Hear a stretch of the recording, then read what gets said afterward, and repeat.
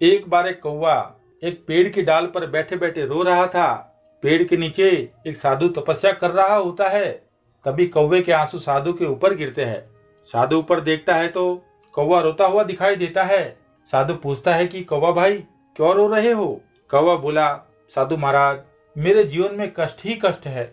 भगवान ने मुझे ऐसा बनाया है कि सभी मेरा तिरस्कार करते हैं, कोई मुझे पसंद नहीं करता है। मेरे काले रंग और कर्कश आवाज के कारण लोग मुझे अपने घरों पर बैठने तक नहीं देते हैं। लोग मुझे झूठा खाना खिलाते हैं। साधु ने कहा, सभी को भगवान ने अलग अलग बनाया है और सबको अलग अलग कुशलता भी दी है। इसी प्रकार तुम्हें भी कुशलता दी है और बाकी पक्षियों को भी अपनी अपनी कहानियां हैं और परेशानियां हैं। कौवा बोला, नहीं साधु महाराज, मुझसे अच्छे तो बाकी पक्षी है जिन्हें लोग पालते हैं, खिलाते हैं और लोग ज्यादा पसंद करते हैं। मुझे कौन सा लोग पसंद करते हैं? मेरी जिंदगी तो खराब है। साधु ने कहा, अच्छा ठीक है, बता तुझे कौन सा पक्षी बनना है, मैं अपनी शक्ति से तुझे वही पक्षी बना देता हूँ। कौवा बोला, साधु महाराज, मुझे हंस बना दो, कितना बढ़िया रंग है, लोग कितना पसंद करते हैं। साधु ने कहा, ठीक है, मैं तुझे हंस बना दूंगा, लेकिन मेरी एक शर्त है कि पहले तू हंस से जाकर मिला। कौवा हंस के पास जाता है और हंस से बोलता है कि हंस भाई, तुम्हारा क्या रंग रूप है, पानी में भी चलते हो, क्या विशेषताएं है, लोग तुम्हें कितना पसंद करते हैं, तुम्हें देखने के लिए घंटों लोग खड़े रहते हैं, इंतजार करते हैं। अगर मुझे मौका मिले तो मैं हंस बनना पसंद करूंगा।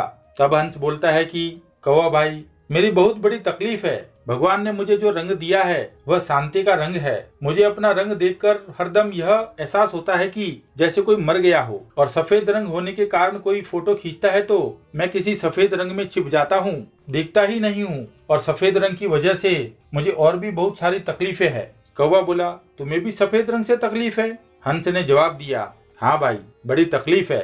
फिर कौवा और हंस दोनों साधु बाबा के पास जाते हैं और साधु महाराज से बोलते हैं कि हे बाबा, मुझे तुम तोता बना दो, एक मौका देकर तोता बना दो, क्योंकि तोता बड़ा अच्छा होता है, उसका हरा रंग होता है, लाल चोंच होती है, लोग पालते हैं, पसंद करते हैं, फोटो खिंचाते हैं, बहुत सारी विशेषताएं हैं, मुझे आप तोता बना दो। लेकिन साधु महाराज बोलते हैं कि मैं तोता बना दूंगा, लेकिन उससे पहले मेरी एक शर्त है कि तोता से जाकर मिल आओ। दोनों हंस और कौवा तोते से मिलने चले जाते हैं। तोते को ढूंढा जाता है। एक पेड़ पर बहुत सारे पक्षी बैठे होते हैं, उसमें वह तोते को ढूंढते हैं, 4-5 चक्कर लगा देते हैं और फिर जाकर तोता दिखाई देता है।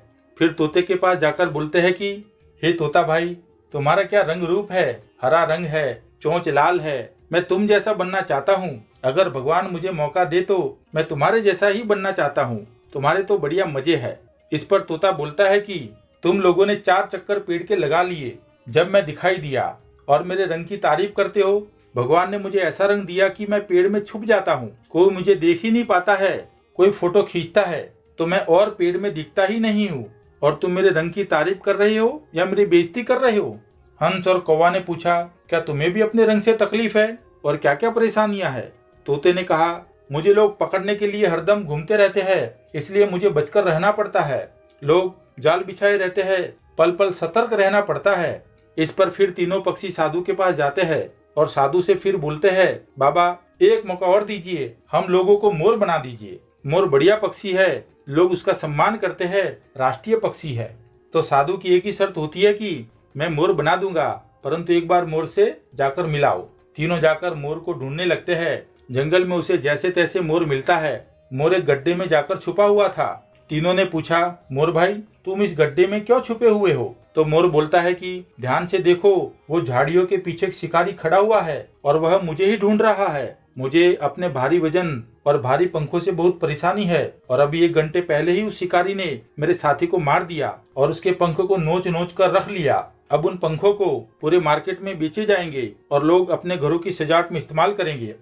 तब सभी पक्षी कौवे से कहते हैं कि कौवा भाई, तुम्हारा जीवन ही अच्छा है, कम से कम तुम तो आजाद घूमते हो, तुम्हें किसी भी तरह कोई खतरा नहीं है। फिर कौवा और बाकी पक्षी चारों साधु के पास जाते हैं तो साधु बोलते हैं कि भगवान ने जिसको जिस रूप में बनाया है, जो विशेषताएं दी है, वह अतुलनीय है। भगवान ने सबको कुछ मजबूत तो कुछ कमजोर विशेषताएं दी है। अगर हम कमजोर कड़ी पर ध्यान देंगे तो खुद को कमजोर महसूस करेंगे, यदि मजबूत कड़ियों पर ध्यान देंगे तो हम खुद को मजबूत महसूस करेंगे। सभी पक्षियों को अपनी भूल का एहसास हो जाता है और जीवन जीने का मूल सूत्र मिल जाता है किसी से भी अपनी तुलना ना करे।